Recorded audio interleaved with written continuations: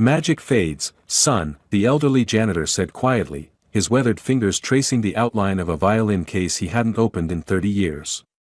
Or does it just go dormant, waiting for the right moment to reawaken? When a wealthy socialite and her cruel friend decided to humiliate their black janitor by forcing him to play violin at their charity gala, they never expected that Solomon Williams was once America's most promising classical violinist. A man who walked away from fame after a devastating review and a tragic accident that shattered his confidence. What cruel twist of fate would bring him face to face with the very critic who destroyed his career? And why had he chosen silence for 30 long years? Sometimes, Solomon would later say, his dignified voice cutting through the stunned silence of the ballroom, it's easier to live with silence than with imperfection. But would his music speak louder than their prejudice? Don't miss this emotional story of redemption, second chances, and the power of art to transform even the cruelest intentions into something beautiful. Dear viewer, if you are watching my story for the first time, I humbly request you write the location from where you are watching right now, subscribe this channel and press the bell icon now not to miss the notifications of my daily published new stories. Thank you, and let's dive into the full story. The late afternoon sunlight streamed through the tall windows of the Harrington mansion, casting long shadows across the immaculate marble floors that Solomon Williams meticulously polished. At 75, his movements were slower than they once were, but his work was thorough and precise, qualities that had kept him employed as the Harringtons' custodian for nearly 15 years. Solomon. Victoria Harrington's sharp voice echoed through the grand foyer. Make sure you polish the banister again. I can still see fingerprints from when you did it this morning. Solomon straightened his back slowly, feeling the familiar ache that had become his constant companion. Yes, Mrs. Harrington. Right away. Victoria Harrington, a statuesque woman with platinum blonde hair pulled into a tight chignon, barely glanced at him as she walked past, her heels clicking rhythmically against the marble. In her hands was a clipboard with what appeared to be a guest list for tomorrow night's event, the annual Harrington Charity Gala, benefiting whatever cause was fashionable this season. James, she called out to her husband, who was reading in the adjacent room. Dimitri just cancelled. Can you believe it? The nerve of that man, claiming a family emergency the day before our gala. James Harrington, a tall man with silver-streaked hair and kind eyes that seemed perpetually tired, appeared in the doorway. What happened? The violinist, Victoria spat, waving her phone. Now we have no entertainment for tomorrow. Everyone who's anyone will be here, and we'll have nothing but that jazz quartet for the entire evening. Solomon kept his head down, moving his cloth in circular motions across the already gleaming wood. He had learned long ago that invisibility was his best protection in the Harrington household. What about that young woman from the symphony? James suggested. The one who played at the Whitfields' dinner last month. Booked, Victoria replied tersely. I've already called everyone. This is a disaster. Solomon's hands paused imperceptibly when he heard the word violinist, but he quickly resumed his work, his weathered face betraying nothing of the sudden quickening of his heart. Well, we'll figure something out, James said, placing a reassuring hand on his wife's shoulder that she quickly shrugged off. Everything needs to be perfect tomorrow, Victoria said, her voice dropping slightly as she glanced at Solomon. And make sure all the service staff are properly briefed. I don't want them mingling with the guests like last time. James nodded, his eyes briefly meeting Solomon's before quickly looking away. I'll handle it.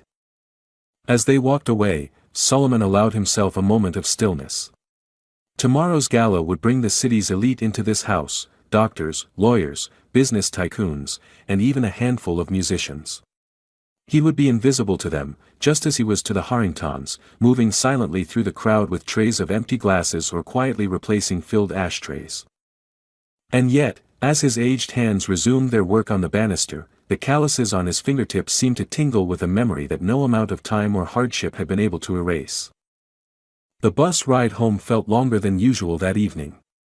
Solomon's body ached from the day's work, but it was the conversation about the violinist that had awakened a different kind of pain, one that resided in places physical therapy couldn't reach. When he finally unlocked the door to his modest one-bedroom apartment, he was surprised to find the lights already on. Grandpa. The warm voice of his grandson Marcus greeted him as he stepped inside. I let myself in. Hope that's okay. Solomon's face broke into a genuine smile, one of the few that ever crossed his features these days. Marcus. What a nice surprise. Marcus Reed, 30 years old with his grandfather's same deep brown eyes and strong hands, was setting 2 plates on the small dining table. The aroma of takeout food filled the apartment. Thought you could use a good meal, Marcus said, helping Solomon out of his coat. You're working too hard, Grandpa. Solomon eased himself into a chair with a soft grunt. Just doing what needs to be done. What brings you by on a Friday? Marcus sat across from him, opening containers of food.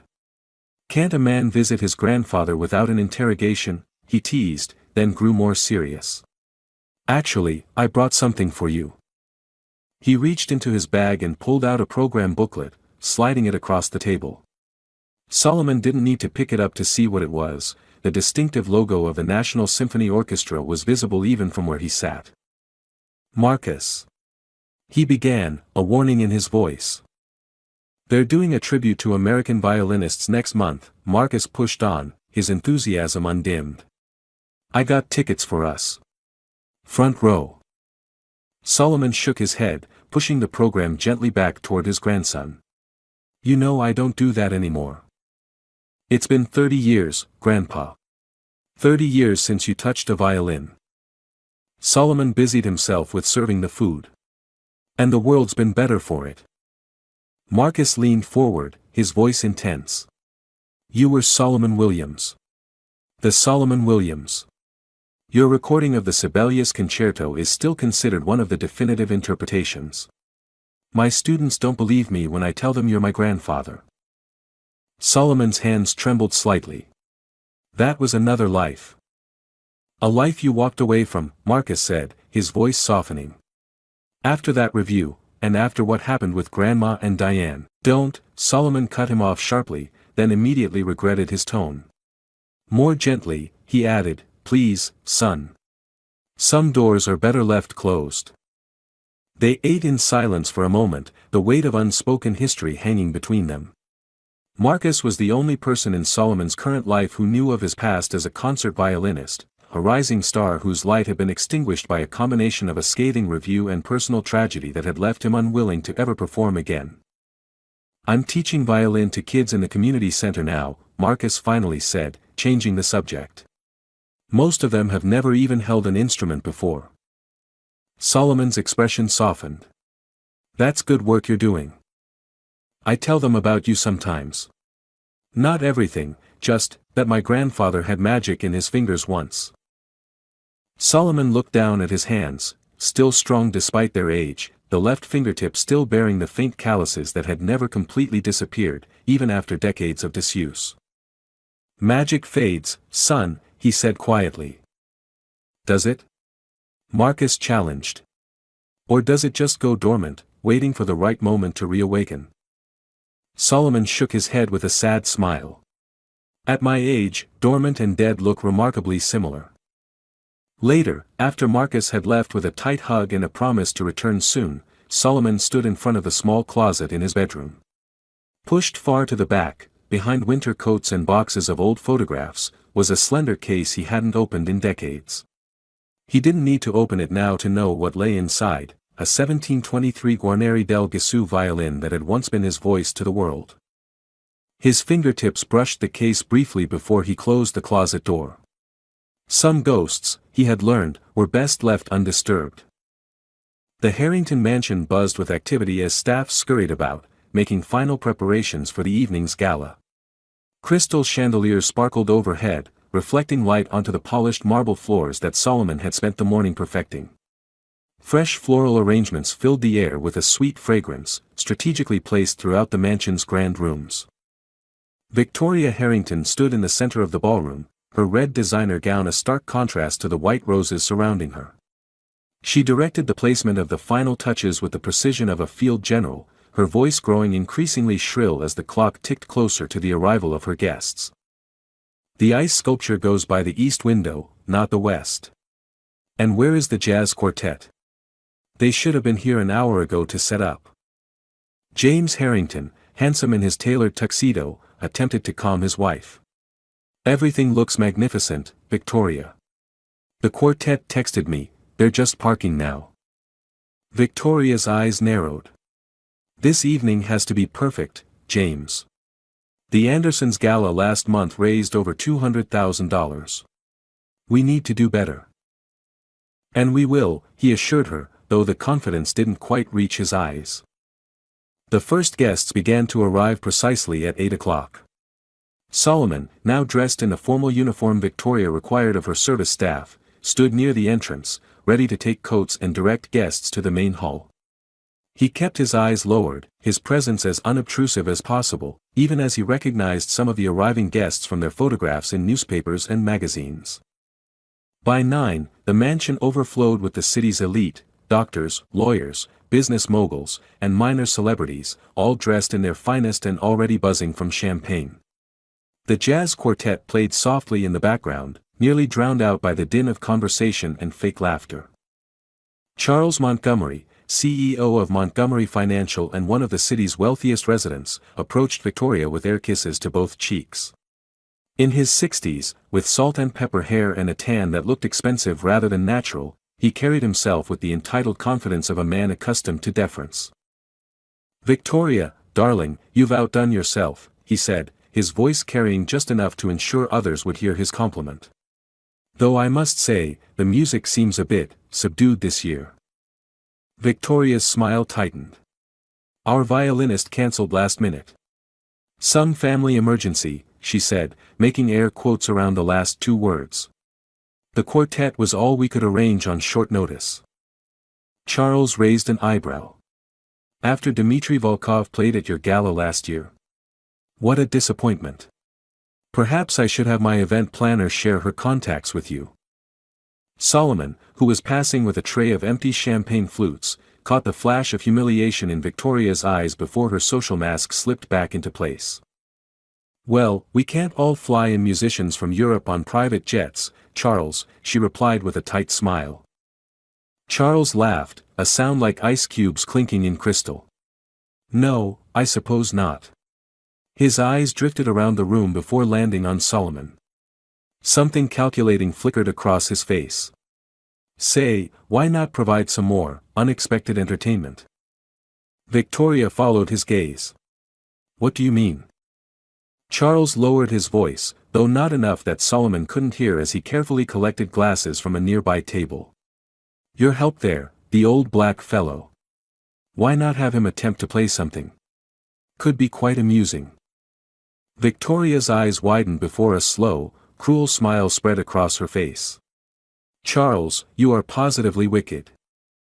"Oh, come now. It would be the highlight of the evening. Imagine him trying to handle a violin. We'd be talking about it for months." James, who had been talking with another guest nearby, overheard the conversation and stepped closer. "I don't think that's appropriate, Charles." Charles waved a dismissive hand.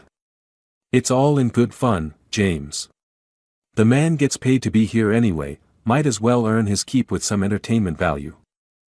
"He's our employee, not a court jester," James said, his voice unusually firm.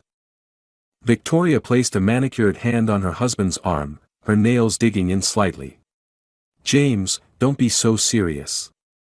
No one would be forcing him. We'd ask politely, and he's free to decline." She turned to Charles, her voice dropping. "Though I do wonder if we could find a violin somewhere. Dmitri took his with him, naturally." "Eleanor Whitfield plays," Charles said, nodding toward an elegant woman across the room. "She might have brought hers. She was bragging about some expensive Italian instrument earlier." Victoria's eyes gleamed with malicious delight. "Perfect. Let me speak with her first." As she glided away, James turned to Charles with a disapproving look. "This isn't right, Charles." Charles sipped his champagne, unconcerned. "Relax, James. It's a charity gala, not a congressional hearing. Besides, your wife needs something to salvage the evening after losing her star performer." Across the room, Solomon continued his work, unaware of the cruel entertainment being planned at his expense. He noticed Victoria speaking with Eleanor Whitfield, both women glancing in his direction, but he thought nothing of it. Years of service had taught him that the wealthy often spoke about staff as if they were furniture, present but not worth acknowledging. As he gathered empty glasses onto his tray, Solomon caught sight of an unexpected face in the crowd, a man he hadn't seen in decades but would never forget. Richard Thornton, music critic for the National Tribune, whose devastating review had been the first nail in the coffin of Solomon's career. The critic was older now, his once dark hair now white, but his sharp eyes remained the same. Solomon quickly turned away, his heart suddenly hammering in his chest. He had successfully avoided the world of classical music for 30 years. Now, in one evening, it seemed that world was determined to find him again. Solomon steadied his breathing as he continued his duties, keeping his eyes averted from Richard Thornton. Decades had passed since that fateful review. Williams demonstrates technical proficiency but lacks the soul of a true artist, words that had cut deeper than any knife. Tonight, however, was not the time to resurrect old wounds. He had a job to do. As he moved through the crowd with practiced invisibility, Victoria Harrington appeared suddenly before him, her smile too wide and her eyes gleaming with something that made Solomon instinctively wary. "Solomon," she said, her voice honeyed in a way it had never been when addressing him before. "You've been with us for quite some time now." Solomon inclined his head slightly. 15 years, ma'am." 15 years. My, how time flies." She laughed, the sound as artificial as the flowers in her foyer during winter. "In all that time, I realize I've never really asked about your talents." Solomon's expression remained carefully neutral. "I do my best to serve efficiently, Mrs. Harrington." Of course." She waved a dismissive hand. "But I meant outside of work. Hobbies, interests, musical abilities, perhaps." Solomon felt a chill run down his spine but kept his face impassive. "I'm afraid I don't have much time for hobbies, ma'am." By now, Charles Montgomery had sidled up beside Victoria, an expensive cigar between his fingers and amusement dancing in his eyes. "Come now, everyone has hidden talents. I bet you've got rhythm in your blood, he said with a wink that made Solomon's stomach turn. "Charles is right," Victoria pressed. "And as it happens, we've had a bit of a crisis tonight.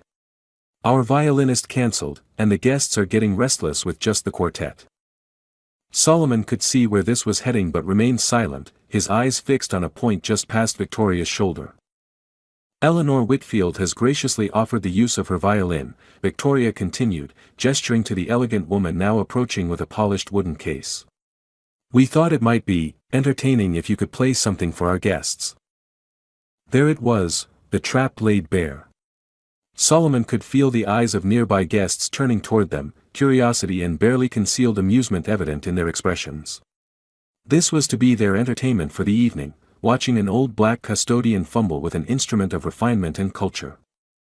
James appeared at his wife's side, discomfort evident in the tightness around his eyes. "Victoria, I don't think, it would just be for a few minutes," Victoria interrupted, her smile fixed in place. "Nothing complicated. Perhaps, twinkle, twinkle, little star." This elicited a few chuckles from those within earshot. Solomon remained very still, dignity his only shield against their mockery. He could refuse, should refuse, and yet something stirred within him at the sight of Eleanor opening the violin case to reveal a beautiful instrument nestled in red velvet. Not a Guarneri like his old companion, but a fine Stradivarius copy that seemed to call to his fingers even from a distance. Charles leaned closer, the smell of expensive cologne and cigar smoke overpowering. "Come on, old man. It's all in good fun. Unless you're afraid." The challenge hung in the air, dripping with condescension. Solomon thought of Marcus, of their conversation just yesterday. He thought of 30 years of silence, of fingers that still bore calluses from a past life. Most of all, he thought of the music that had once been his voice, his true voice, before he had been silenced by tragedy and cruel words penned by a critic who now stood across the room, oblivious to the drama unfolding. Mrs. Harrington, Solomon finally said, his voice low but steady, I would be happy to play for your guests. Victoria's eyebrows shot up in genuine surprise, quickly replaced by anticipatory delight at what she assumed would be the evening's most amusing disaster. Wonderful. Charles, isn't that wonderful? Let's clear some space by the quartet. As Victoria bustled away to arrange his humiliation, James lingered behind, concern evident in his features. Solomon, you don't have to do this. Victoria can be thoughtless sometimes. Solomon met James's eyes directly for perhaps the first time in their 15-year association. It's quite all right, Mr. Harrington. I don't mind. James seemed about to say more but simply nodded before following his wife, the weight of his complicity evident in the slump of his shoulders. Eleanor Whitfield approached Solomon with her violin case, curiosity rather than malice in her gentle eyes. Do you really play? She asked quietly. Solomon offered her a small smile. I did, once. A long time ago. She hesitated, then held out the case with unexpected reverence. It's a Giovanni Battista Guadagnini copy, made in 1995. Not as valuable as some, but the tone is lovely. Solomon accepted the case, his aged hands trembling slightly, not from fear or anger, but from the rush of memory at the familiar weight. Thank you, ma'am. I'll be careful with it. As Eleanor moved away, Solomon stood alone for a moment, the violin case a bridge between two worlds, the invisible servant he had become and the artist he had once been. From across the room, he caught Richard Thornton watching him with narrowed eyes, a vague puzzlement crossing the critic's face, as if trying to place where he had seen Solomon before. Victoria's voice rang out, cutting through the buzz of conversation. Ladies and gentlemen, we have a special treat tonight. The room began to quiet as guests turned toward her.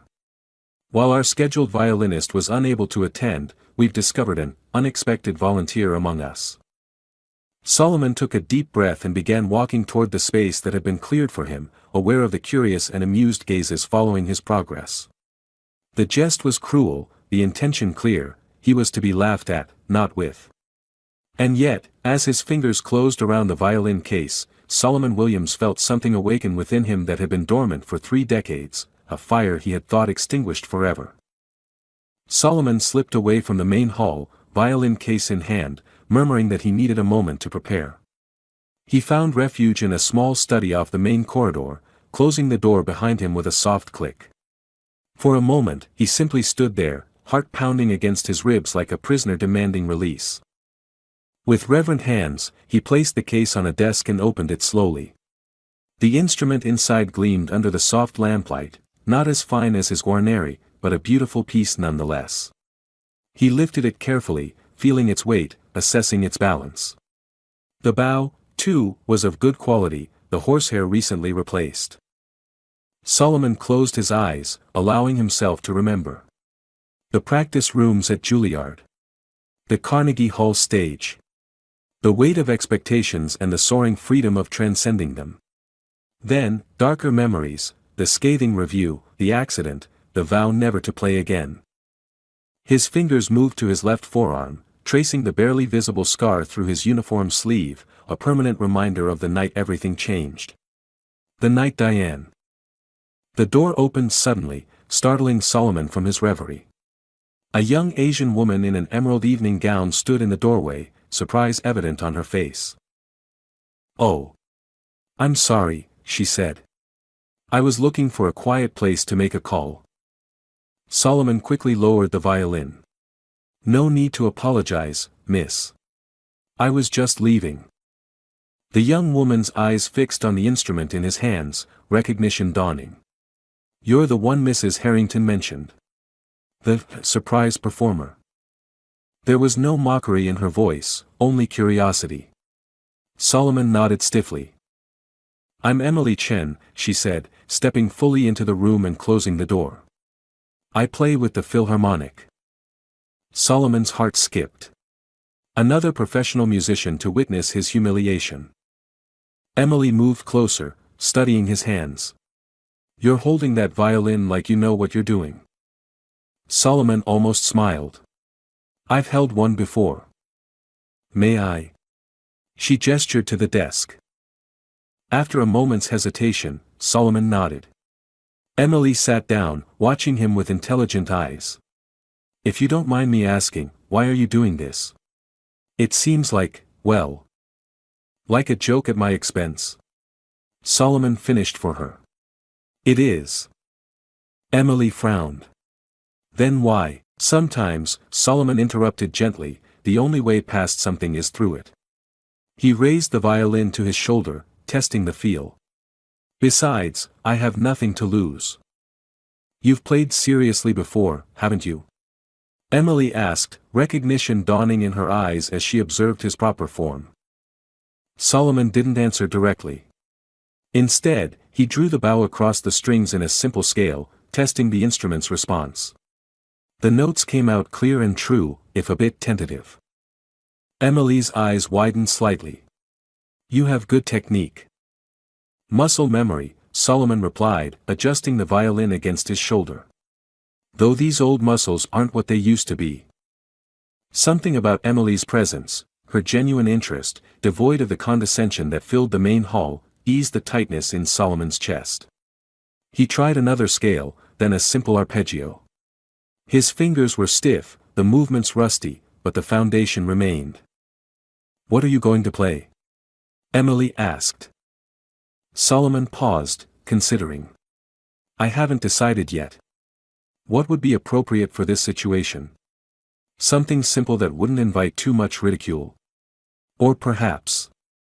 Emily seemed to sense his internal debate. You know, she said casually, sometimes the best response to people underestimating you is to completely shatter their expectations. Their eyes met, and Solomon saw something in hers that he hadn't encountered in a long time, respect, offered freely without condition or prejudice. What would you suggest? He asked. Emily thought for a moment. If you want to make an impression. Tchaikovsky's Violin Concerto, first movement. Just a section of it. It's recognizable enough that people will know what they're hearing, but challenging enough that no one would expect an old janitor to play it, Solomon finished, a ghost of a smile crossing his lips. Emily had the grace to look slightly embarrassed. I didn't mean, it's all right, Solomon assured her. You're not wrong. He positioned the violin again, closed his eyes, and began the opening bars of a Tchaikovsky. The notes emerged hesitantly at first, his fingers searching for their places, his bow arm remembering its purpose. But with each measure, something awakened in Solomon, muscle memory, yes, but something deeper too. A connection to a part of himself he had buried long ago. He stopped after a short passage, opening his eyes to find Emily staring at him, her expression unreadable. How long has it been? She asked quietly. 30 years, Solomon answered, lowering the violin. Emily's brow furrowed. Why would someone with your talent? She trailed off, perhaps sensing she was treading into private territory. Solomon carefully returned the violin to its case. I should get back. They'll be waiting. As he turned to leave, Emily touched his arm lightly. Mr. Williams, he supplied. Solomon Williams. A flicker of something crossed Emily's face, a hint of recognition, quickly suppressed. Mr. Williams, whatever your reasons for agreeing to this, just know that there's at least one person out there who will be listening, not watching. He nodded his thanks, unable to find the right words to express what her small kindness meant to him. As he left the study with the violin case, Solomon felt both heavier and lighter, the weight of expectation balanced against the unexpected freedom of being seen, truly seen, if only by one person. Solomon made his way back toward the main hall, the violin case a comforting weight in his hand. The corridors of the Harrington mansion seemed longer tonight, each step bringing him closer to a confrontation not just with the party guests, but with his own past. As he rounded the corner, he nearly collided with a figure standing motionless in the hallway. Richard Thornton. The critic looked older up close, his once imperious posture now slightly stooped, his hawk-like features softened by age but still unmistakable. Those eyes, though, they remained the same. Sharp, assessing, missing nothing. "Excuse me," Solomon murmured, attempting to step around the man. Thornton blocked his path, studying Solomon's face with narrowing eyes. "Do I know you?" Solomon kept his expression neutral. "I work for the Harringtons, sir." "No, that's not it." Thornton tapped his chin thoughtfully. "Your face is familiar. I've worked here 15 years. Perhaps you've attended previous events." Thornton's gaze dropped to the violin case in Solomon's hand, then returned to his face with new intensity. "You're the one Victoria mentioned. The staff member who's going to play." Solomon inclined his head slightly, neither confirming nor denying. "You play violin?" Thornton pressed, disbelief evident in his tone. "Mrs. Harrington has requested it," Solomon replied evenly. Thornton's eyes narrowed further, that nagging sense of recognition clearly plaguing him. Before he could pursue the matter, another voice, female, rich with the honeyed tones of the American South, interrupted. "Richard, are you harassing the help now? Some things never change."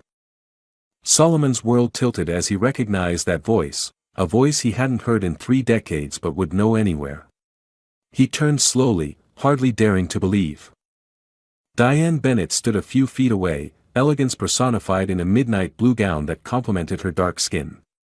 At 70, her hair was now silver rather than the jet black he remembered, but her eyes, those deep, expressive eyes, remained unchanged. The years had been kind to her, she carried herself with the same grace that had captivated audiences around the world. Seeing her, Solomon felt as though he'd been struck. All the air seemed to leave his lungs at once. "Diane," Thornton greeted her with a smile that didn't reach his eyes. "I didn't know you were in town."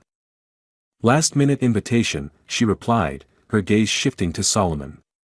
For a moment, there was no recognition, just polite acknowledgement of another person in the hallway.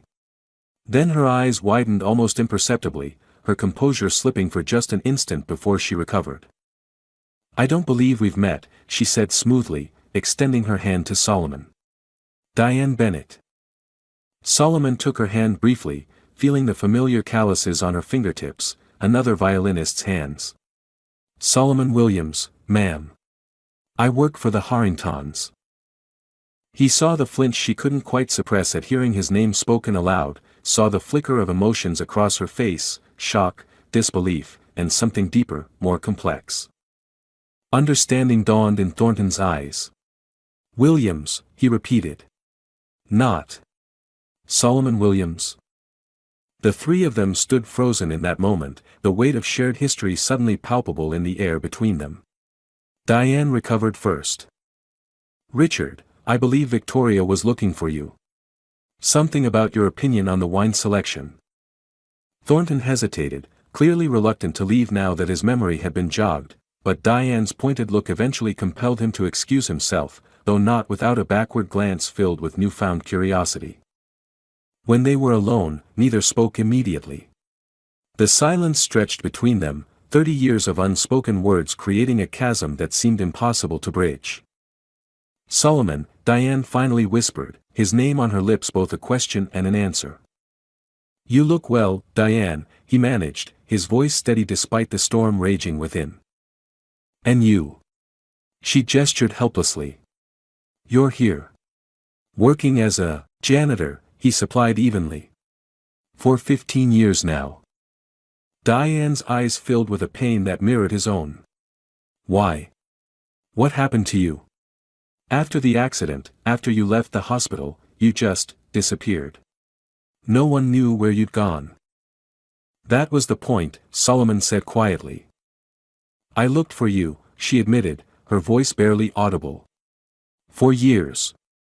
Solomon clutched the violin case tighter, anchoring himself against the tide of emotions threatening to overwhelm him. "Why are you here tonight, Diane?" "Eleanor Whitfield is an old student of mine. She mentioned the Harringtons gala, asked if I'd attend since I was in town for master classes at the conservatory." Her eyes fell to the violin case. "Solomon, they're saying you're going to play." He nodded once, unable to elaborate. "Why?" she asked, echoing his earlier question to her. After everything, I don't know, he admitted. Perhaps it's time. Diane stepped closer, close enough that he could smell her perfume, still the same after all these years, jasmine and vanilla. Is that Eleanor's violin? Yes. Do you still have yours? The Guarneri? Yes, he said again, surprised by her question. I could never part with it, even when I needed the money. Something softened in Diane's expression. You're actually going to play for these people? As what, some kind of joke? That's what they intend, Solomon acknowledged. But intentions and outcomes don't always align. Understanding dawned in Diane's eyes, followed by a flash of the fierce determination he remembered so well. No, she agreed, they don't. From the direction of the ballroom, they could hear Victoria's voice calling for everyone's attention. The moment had arrived. I should go, Solomon said. Diane nodded, then impulsively reached out to straighten his bow tie, a familiar gesture from another lifetime. Solomon, she said softly, whatever happens in there, it's good to see you again. He allowed himself to really look at her then, to see the lines that time had etched around her eyes, the wisdom that had replaced the youthful exuberance he remembered. In that moment, the years between them seemed to collapse, and they were young again, standing backstage at Carnegie Hall, full of dreams and music and possibilities. It's good to see you too, Diane, he finally replied, his voice rough with emotion. Then, gathering his courage, Solomon Williams walked toward the ballroom, toward a reckoning 30 years in the making. The ballroom hummed with anticipation as Victoria Harrington stood at its center, commanding attention with a light tap of her champagne glass.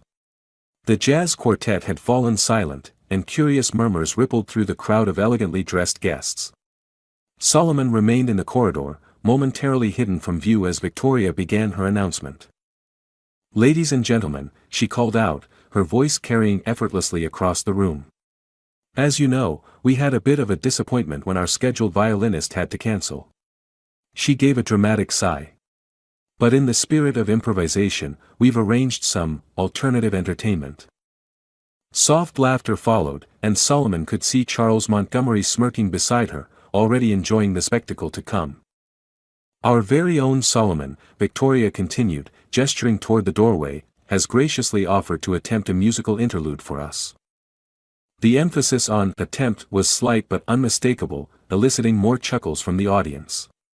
Victoria's eyes gleamed with malicious amusement as she added, I'm told he has some modest experience with the violin, though I can't imagine where a man in his position would have acquired such a skill.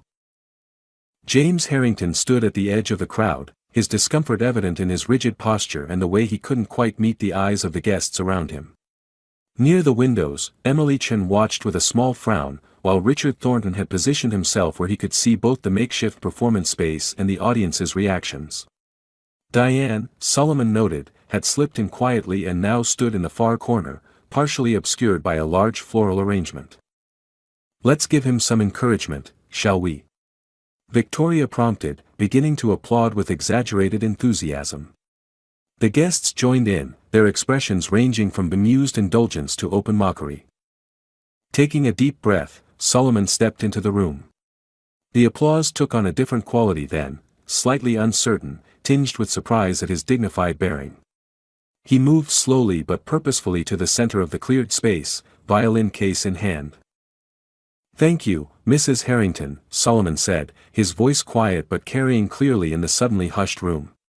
It's been some time since I've played for an audience. Victoria's smile faltered slightly at his composure.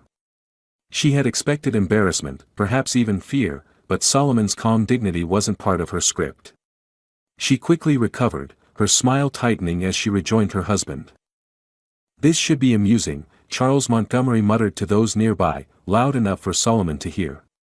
$5 says he can't even hold it properly. 10 says he drops it, another man replied with a snicker. Solomon placed the violin case on a small table and opened it carefully. The beautiful instrument gleamed under the chandelier lights, drawing appreciative murmurs from those close enough to see it. He lifted it with practiced hands, testing its weight and balance once more. That's Eleanor's Guadagnini copy, someone whispered. It's worth more than what he makes in a year. Eleanor Whitfield, a slender woman in her 60s, stepped forward slightly. Please be careful with it, she said, her tone making it clear she was already regretting lending her prized instrument for this charade. Of course, ma'am, Solomon replied with quiet dignity. He positioned the violin under his chin, adjusting his grip on the bow. Victoria, perhaps sensing that her entertainment wasn't proceeding exactly as planned, decided to reassert control. Perhaps something simple would be best, Solomon. Mary had a little lamb, perhaps. This prompted fresh laughter from several guests. Solomon met her gaze steadily. With respect, Mrs. Harrington, I had something else in mind.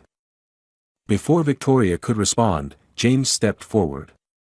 Let the man play what he wishes, Victoria, he said, his voice firmer than usual in their 15 years of employment. It's the least we can do after putting him on the spot. Victoria shot him a venomous look but didn't contradict him publicly. She retreated a few steps, her smile now forced. Very well. The floor is yours, Solomon.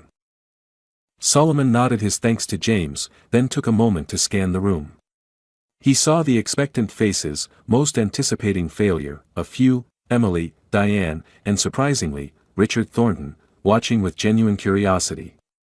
He saw Charles Montgomery's smug certainty, Victoria's barely concealed annoyance at the delay in her entertainment. For a fleeting moment, doubt crept in. 30 years had passed since he'd performed. His fingers, though still bearing calluses, were not as nimble as they once were.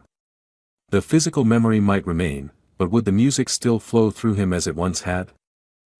As if sensing his hesitation, Diane caught his eye from across the room and gave him an almost imperceptible nod, the same small gesture of encouragement she'd offered before every performance they'd shared decades ago.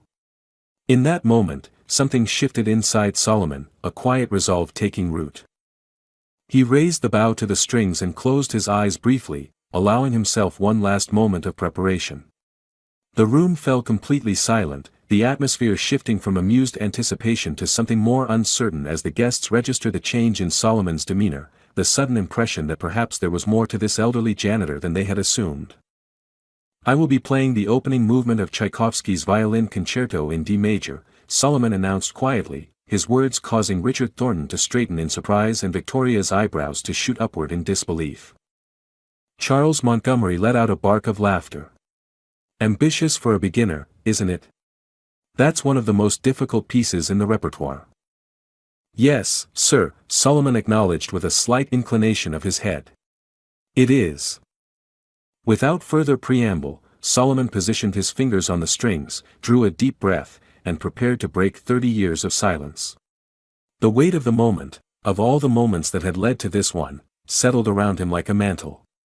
Whatever happened next, there would be no going back. The hushed ballroom seemed to hold its collective breath as Solomon stood poised, violin tucked beneath his chin, bow hovering above the strings. Victoria's smile remained fixed, but uncertainty had crept into her eyes. Charles Montgomery leaned forward slightly, his expression a mixture of anticipation and derision, eager to witness the humiliation he had helped orchestrate. Solomon took one last deep breath, feeling the familiar weight of the instrument against his collarbone. Though not his beloved Guarneri, this violin would serve as his voice tonight, a voice that had been silent for 30 long years. The first notes emerged tentatively, like a creature long caged testing its freedom. Solomon's fingers found the positions from memory, muscle and mind remembering what the heart had tried to forget. The opening bars of Tchaikovsky's Violin Concerto filled the room, quiet, questioning, hesitant. A few guests exchanged glances of surprise. The notes were recognizable, in tune, properly executed.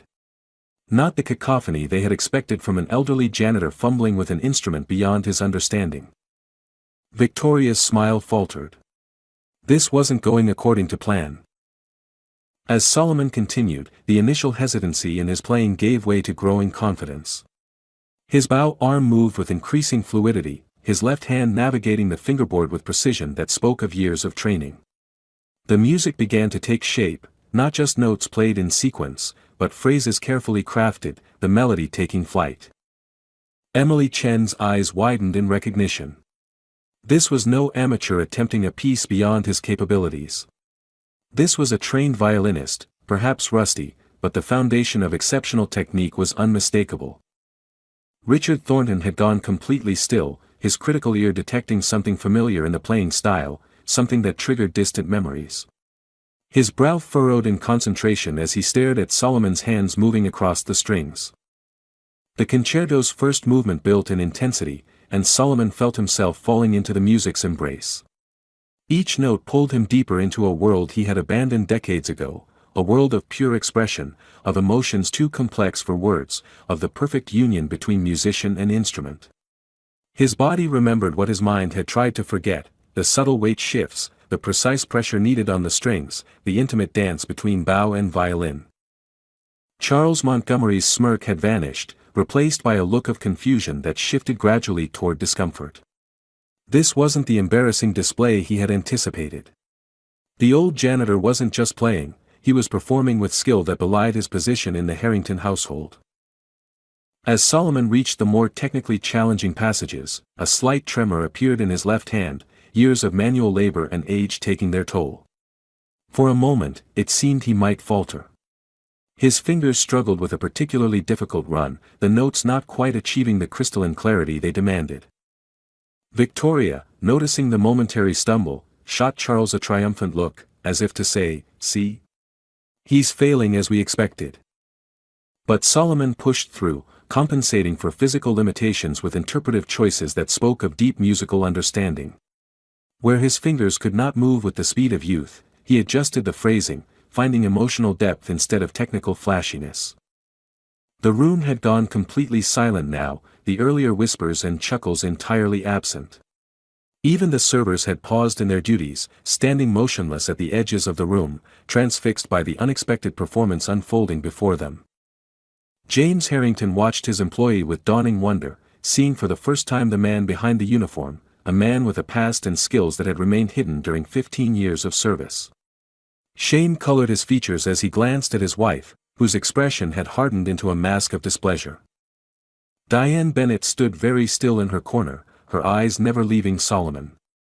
Tears glistened in her eyes, but she didn't move to wipe them away, unwilling to miss a single moment of his return to music. The years seemed to fall away as she watched him play, not the janitor he had become, but the brilliant musician she had known, loved, and lost. As Solomon approached the cadenza, the most demanding section of the movement, a hush fell over the room. This was the moment where even accomplished violinists often struggled, where technical demands reached their peak. Solomon paused briefly, gathering himself. Then, with renewed determination, he launched into the intricate passage. His playing was not perfect, couldn't be perfect after 30 years of silence, but it possessed something more valuable than technical precision. There was soul in his interpretation, a lifetime of experience infusing each phrase with meaning that transcended the notes themselves. The music spoke of loss and resilience, of pain and endurance, of a spirit that had been broken but not destroyed. Eleanor Whitfield, who had reluctantly lent her violin for what she thought would be a tasteless joke, now watched in astonishment as her instrument sang in Solomon's hands. "Who is he?" she whispered to no one in particular. Richard Thornton's face had drained of color as recognition finally dawned fully. "Solomon Williams," he murmured, the name falling from his lips like a revelation. "My God, it's Solomon Williams." The name meant nothing to most of the guests, but Emily Chen's head snapped toward Thornton, her expression one of shock. "The Solomon Williams?" she asked, her voice barely audible. Thornton nodded, his critic's facade crumbling as he confronted a ghost from his past, a career he had helped destroy with his cutting words 3 decades earlier. Solomon remained oblivious to these reactions, lost in the music that had once been his life's blood. As he approached the movement's climax, something extraordinary happened. The years of silence, of suppressed passion, of hidden grief broke free in a torrent of sound that filled the ballroom with unexpected power. The wealthy guests, who had gathered expecting amusement at an old man's expense, found themselves instead in the presence of artistry they could neither have anticipated nor feigned appreciation for. The mockery planned for the evening had transformed into something entirely different, a resurrection, a reclamation, a triumph of spirit over circumstance. As Solomon drew the movement to its conclusion, the final notes resonated through the silent room, hanging in the air like a question left unanswered. For a moment, no one moved or spoke, the spell of his playing still holding the audience captive.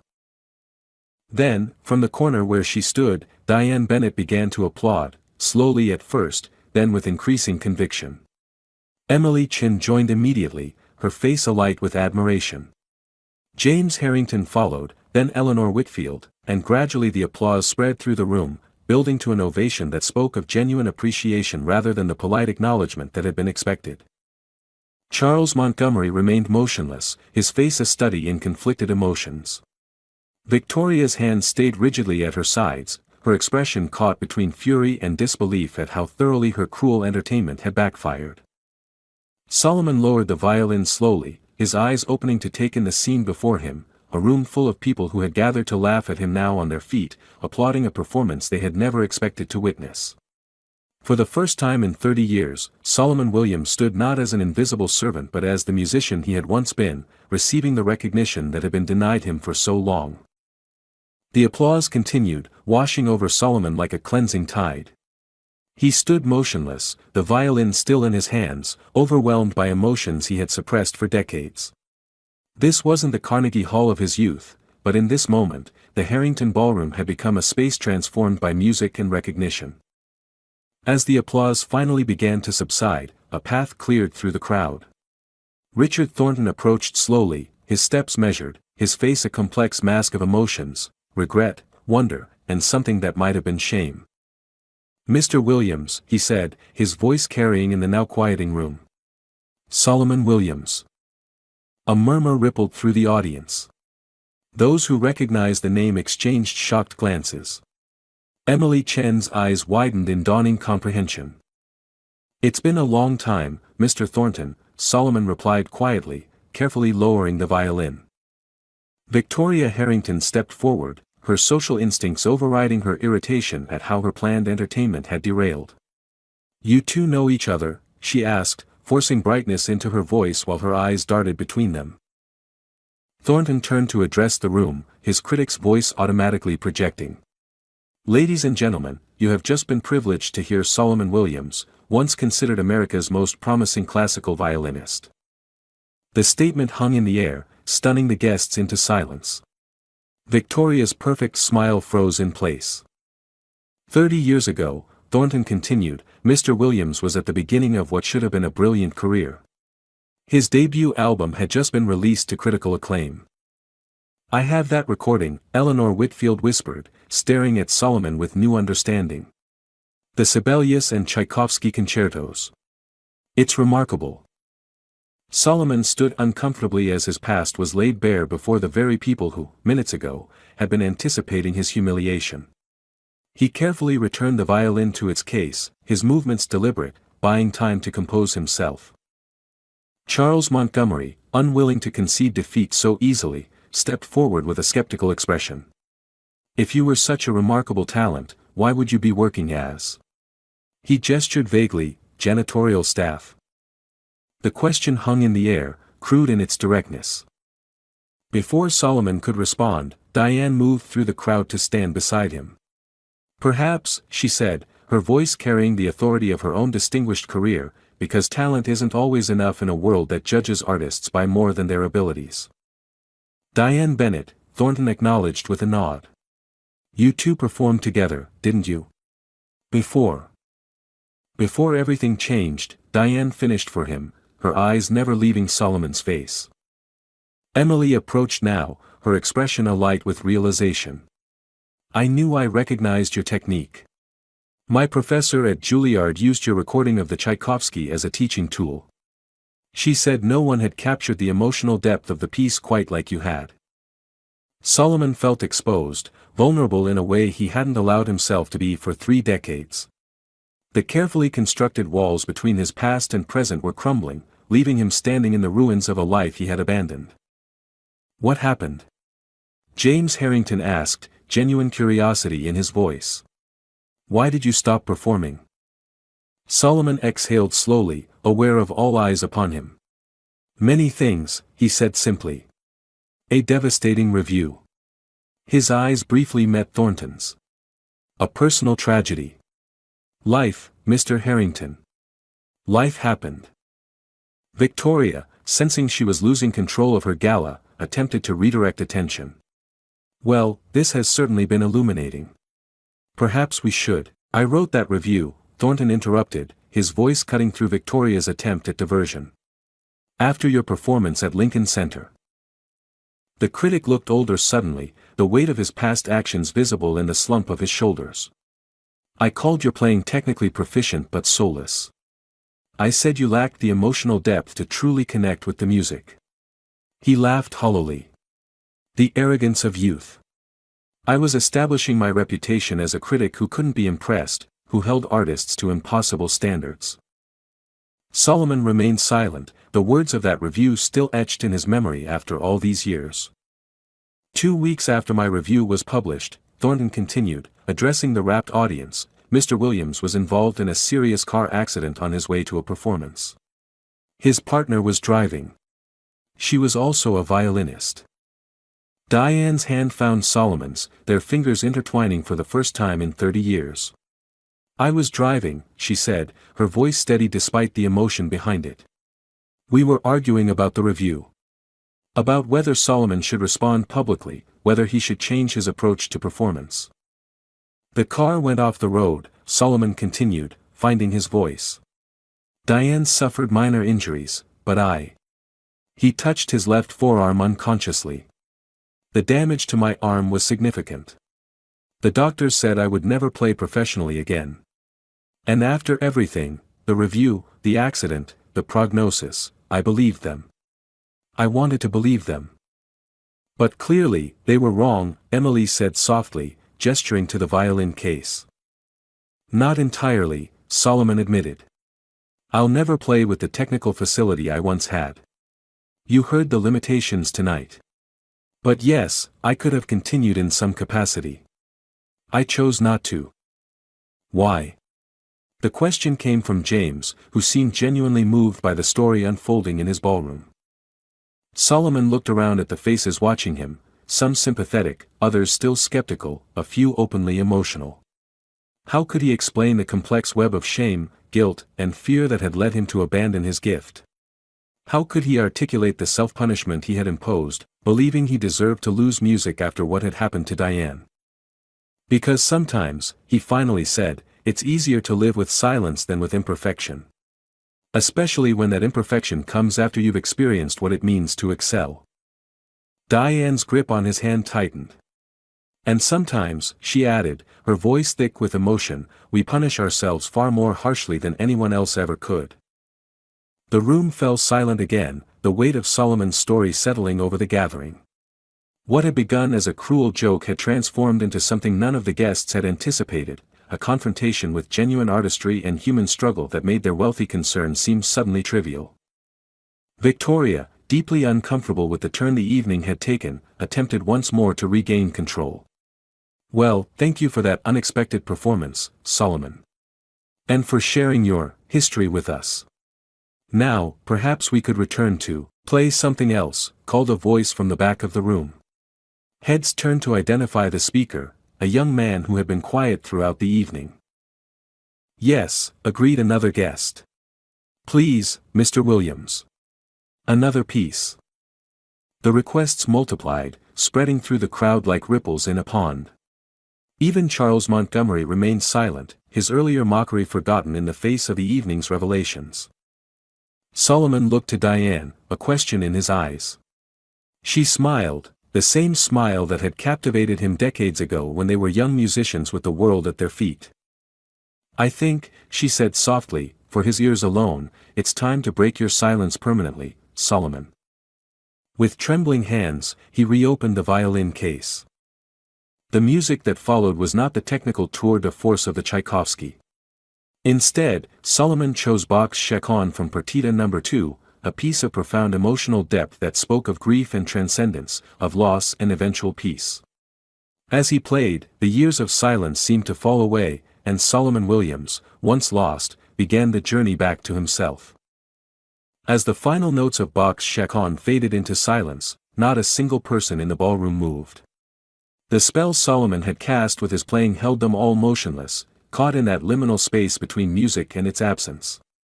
Then, as if released from a trance, the audience erupted into applause more genuine and enthusiastic than any the Harrington mansion had likely ever witnessed.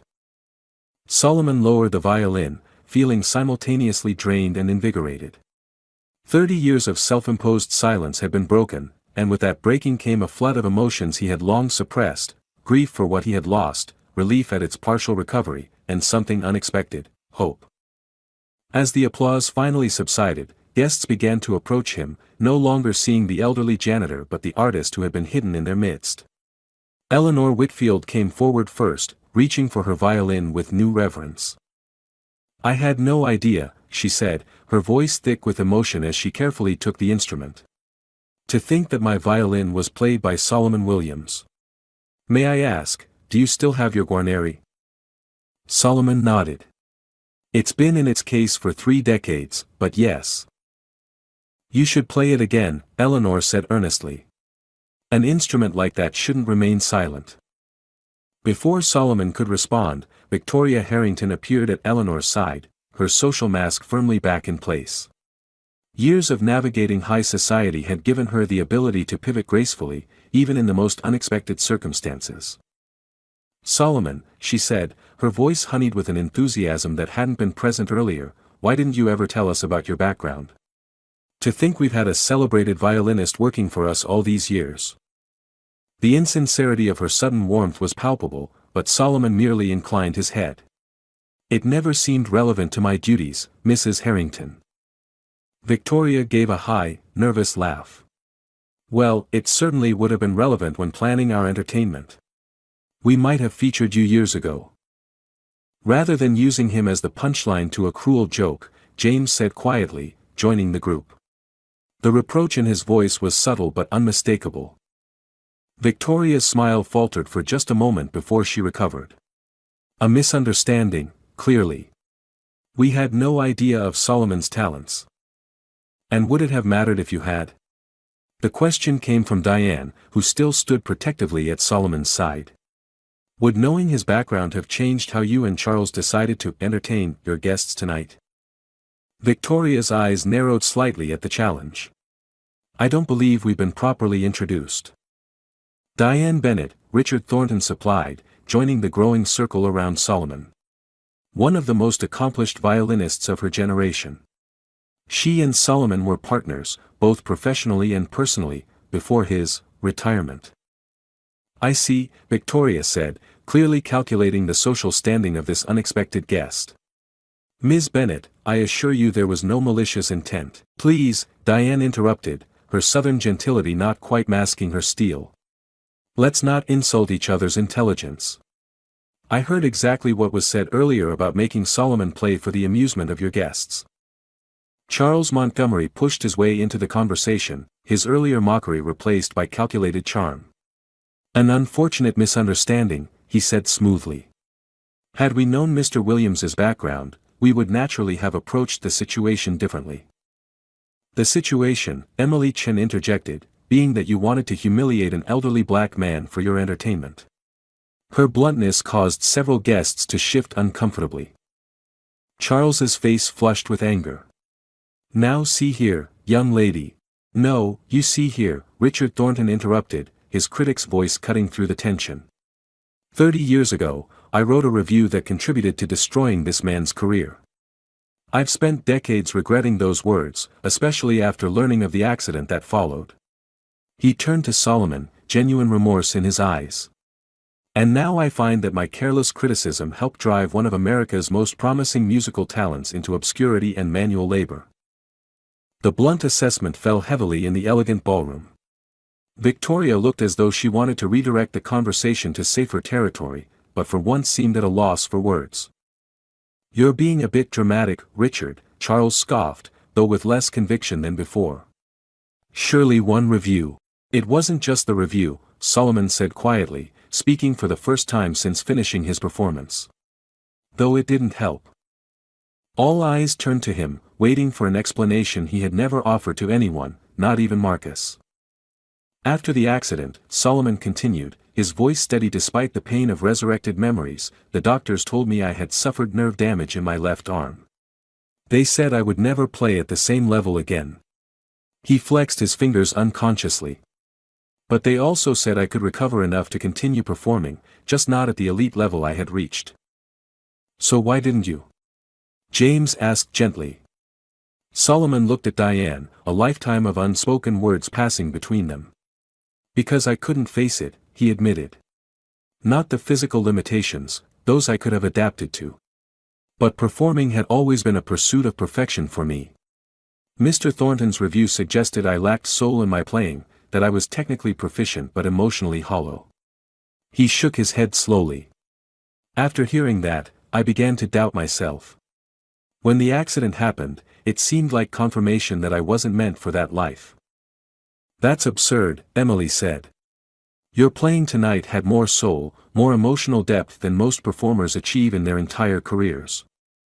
The young lady is right, Thornton acknowledged. My review was wrong, Solomon. Criminally wrong. I was a young critic trying to make a name for myself by being harsh, by proving I couldn't be impressed. I completely mischaracterized your playing. The real tragedy, Diane added softly, is that I knew exactly how wrong that review was. I tried to tell you, Solomon, but you were always so hard on yourself, so determined to be perfect. Her voice caught slightly. After the accident, when you disappeared from the hospital without a word. I looked for you. For years. I didn't want to be found, Solomon admitted.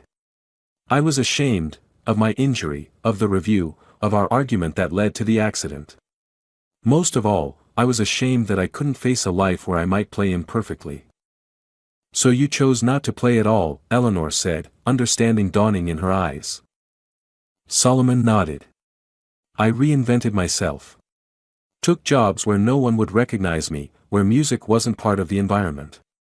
Eventually, I found work with the Harringtons, and there was a certain anonymity in service work that suited my desire to disappear. The revelation hung in the air, the tragic waste of such talent rendering even Victoria temporarily speechless. The guests who had gathered expecting light entertainment found themselves instead witnesses to a profound human drama of lost potential and redemption. But tonight, Emily said, breaking the silence, you played again. Why now? After all these years? Solomon considered the question, his eyes moving from Charles's calculating gaze to Victoria's discomfort, from James's genuine interest to Diane's hopeful expression. Perhaps, he said finally, because some part of me knew it was time. Or perhaps because being asked to play as a joke freed me from the pressure of performing seriously. A slight smile touched his lips. Ironic, isn't it? The very cruelty of the request may have been what allowed me to break my silence.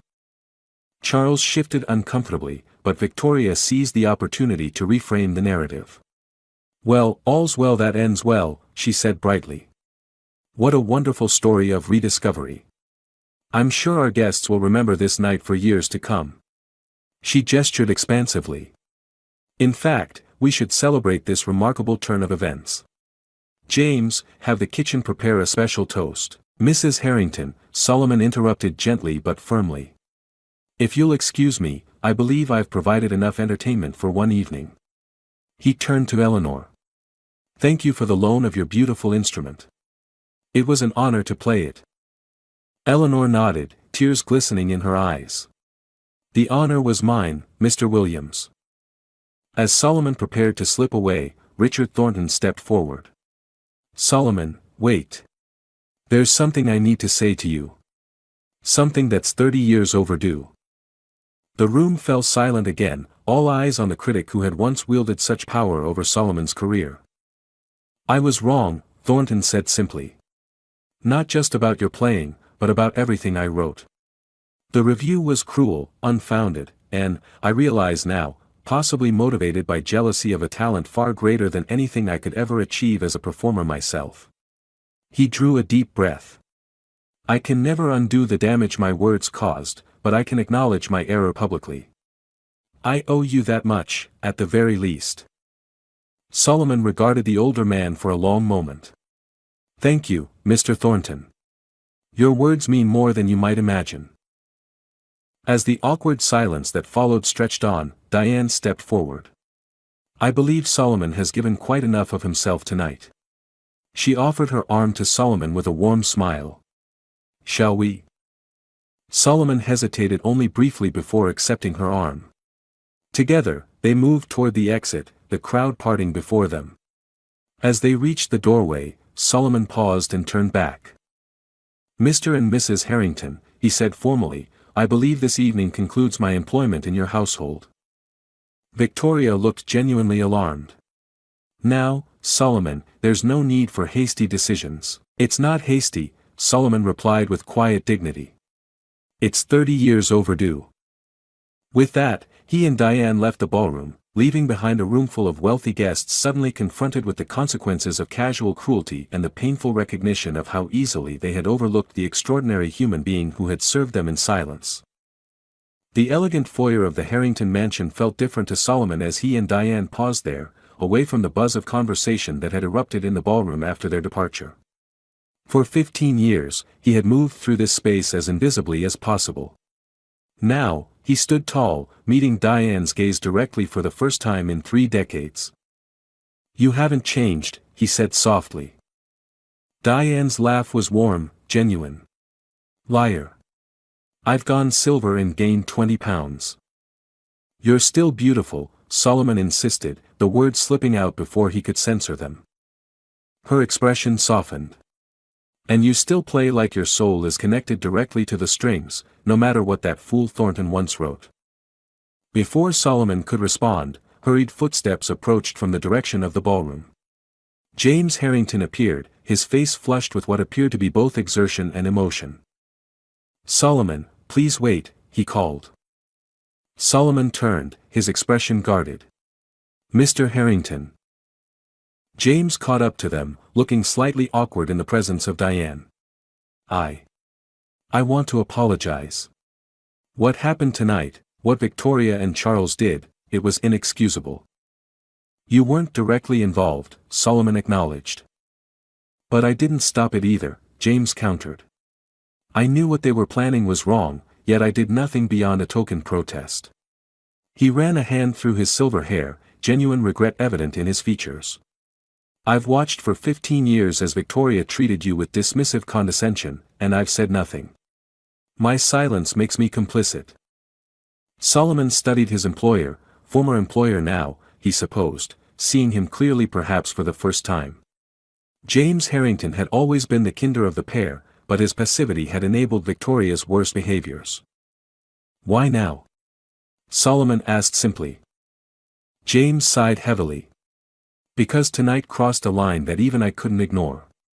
And because watching you play, seeing who you really are beyond the uniform we forced you to wear, made me realize how much we've taken from you over the years.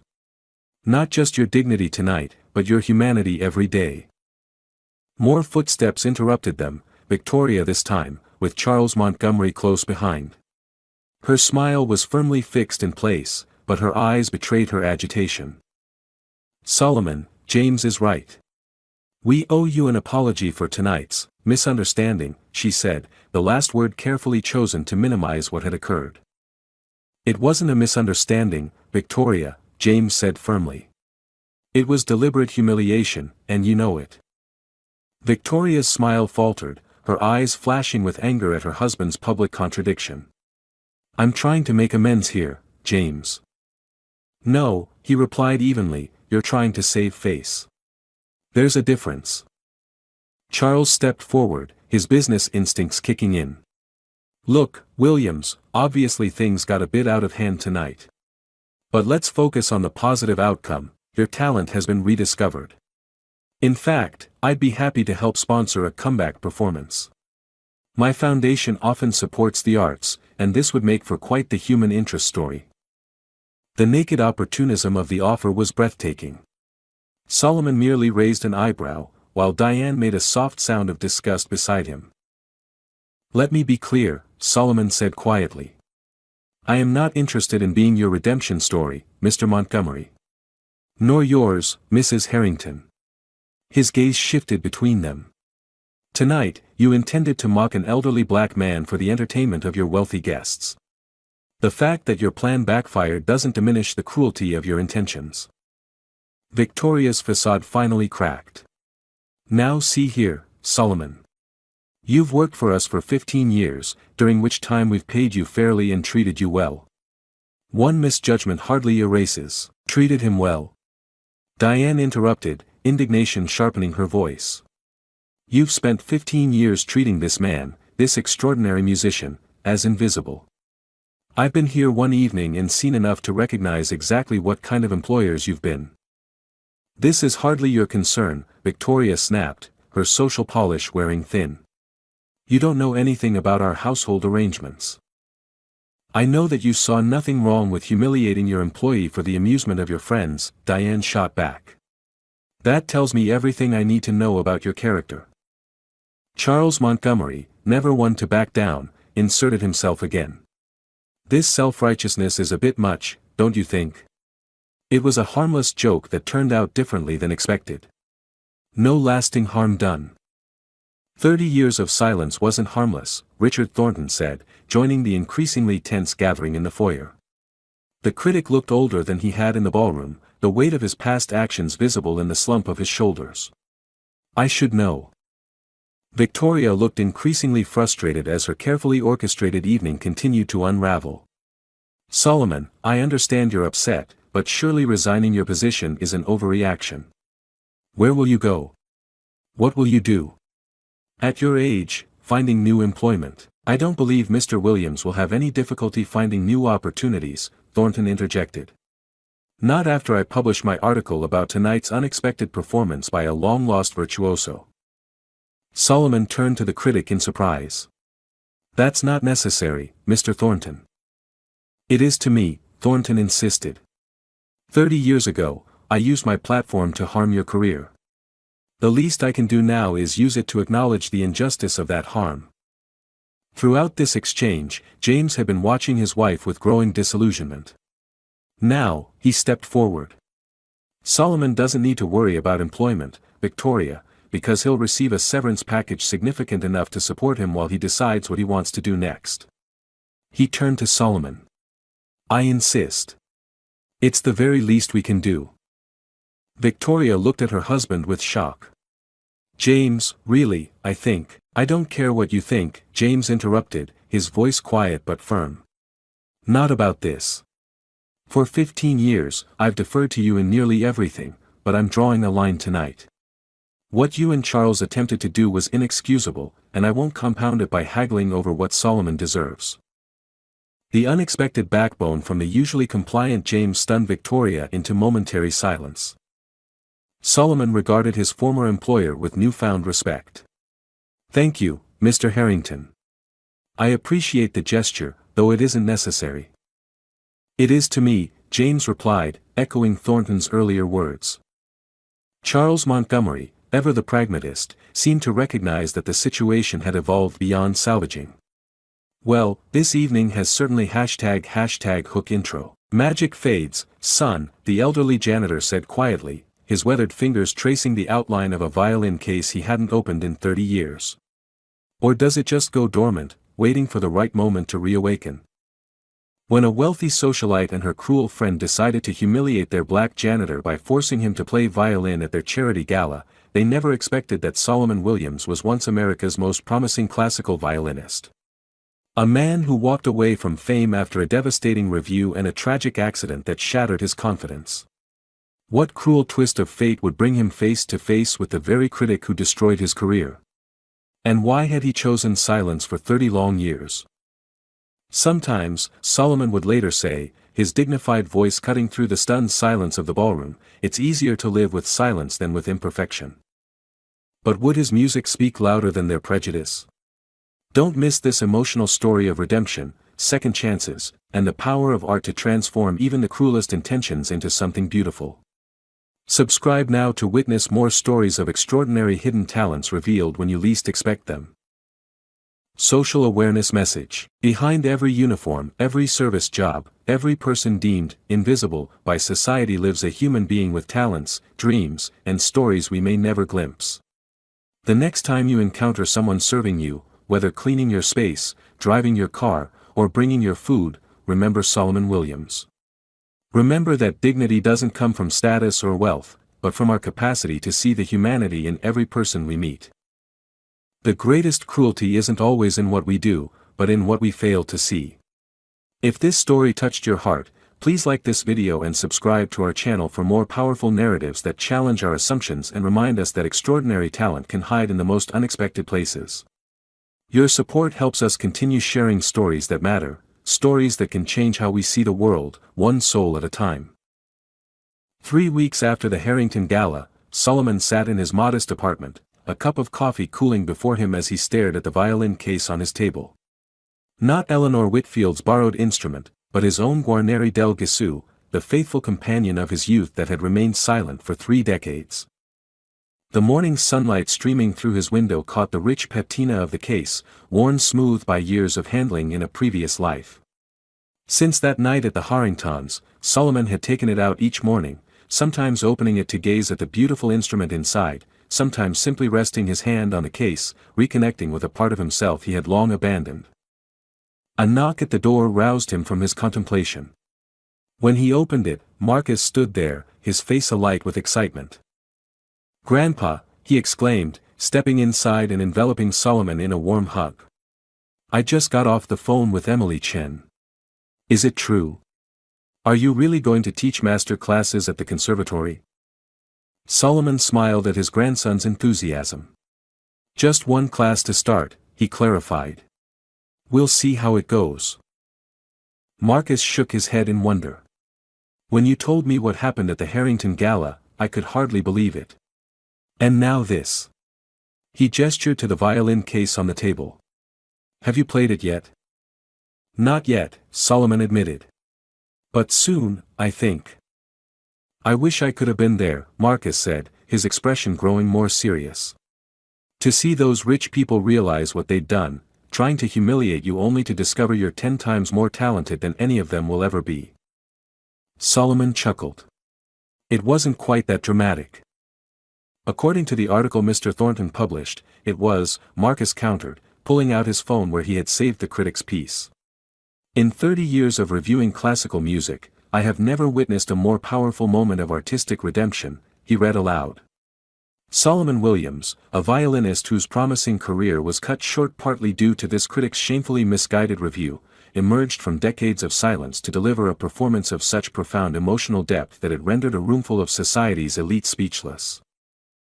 "Richard has always had a flair for the dramatic," Solomon said with a small smile, though the words touched him more than he cared to admit. "He called it a necessary correction to the historical record," Marcus continued. "Says here the recording of your Tchaikovsky concerto is being reissued with new liner notes acknowledging the injustice of his original review." Solomon nodded. "He contacted me about that. The royalties will be modest, but welcome." "And what about Diane?" Marcus asked, his eyes twinkling. "You've mentioned her in every conversation we've had since that night." A warmth spread through Solomon that had nothing to do with the morning sunlight. "She's giving a recital next month. We've been reconnecting." "Reconnecting," Marcus repeated with a knowing grin. "Is that what they call it these days?" Before Solomon could respond, another knock sounded at the door.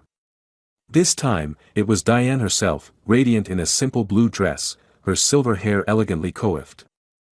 "Am I interrupting?" she asked, seeing Marcus.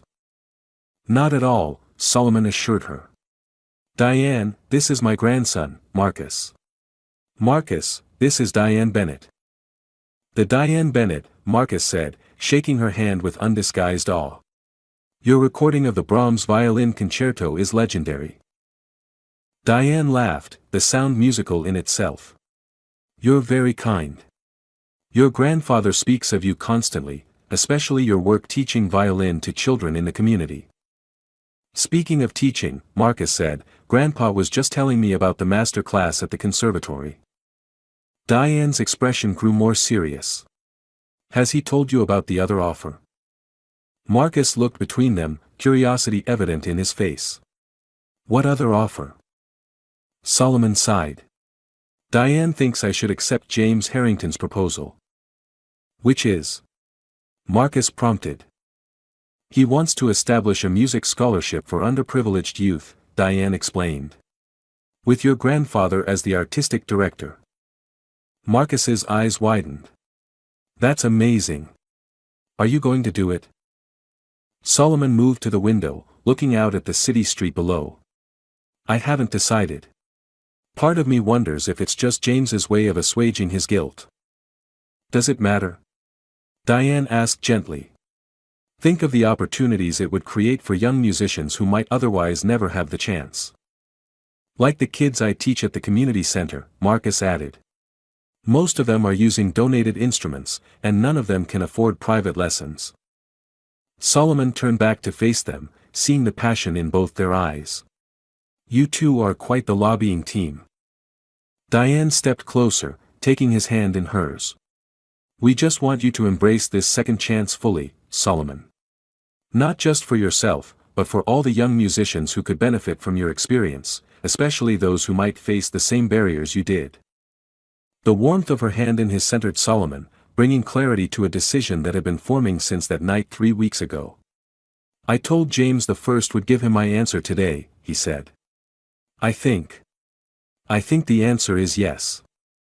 The joy that blossomed on both their faces confirmed he had made the right choice.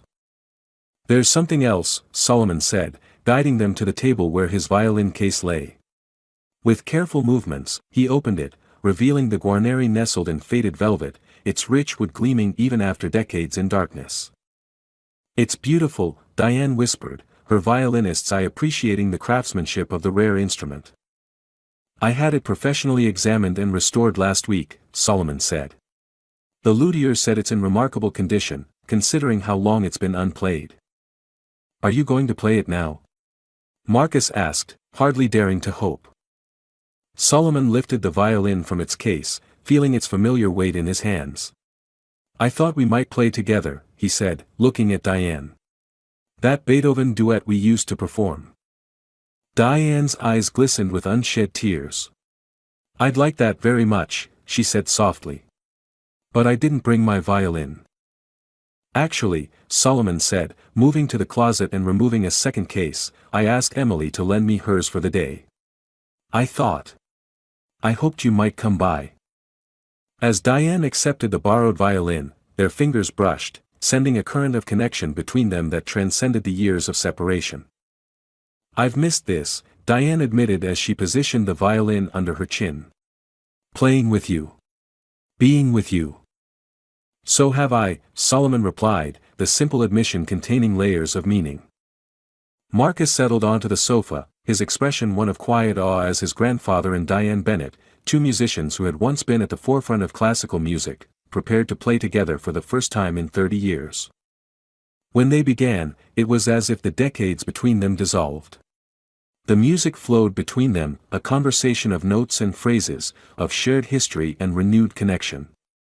Solomon's playing was not exactly as it had been in his youth, there were limitations now that hadn't existed then, but there was also a depth, a lived experience that informed every note.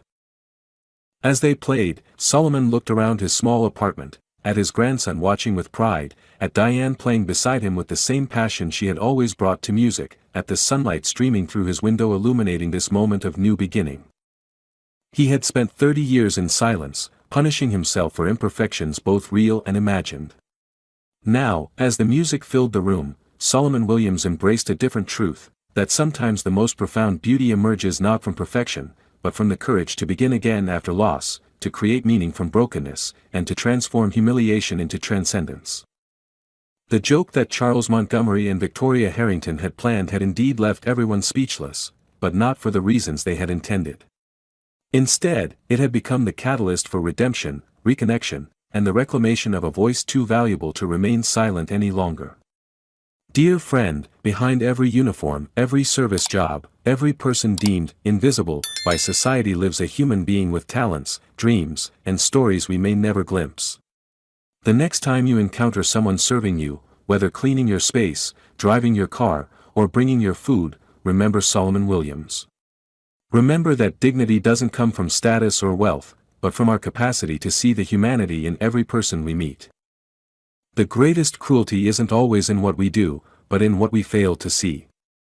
If this story touched your heart, please like this video and subscribe to our channel for more powerful narratives that challenge our assumptions and remind us that extraordinary talent can hide in the most unexpected places. Your support helps us continue sharing stories that matter, stories that can change how we see the world, one soul at a time. Black Oldman was asked to play violin at a public party as a joke. But his performance leaves everyone speechless.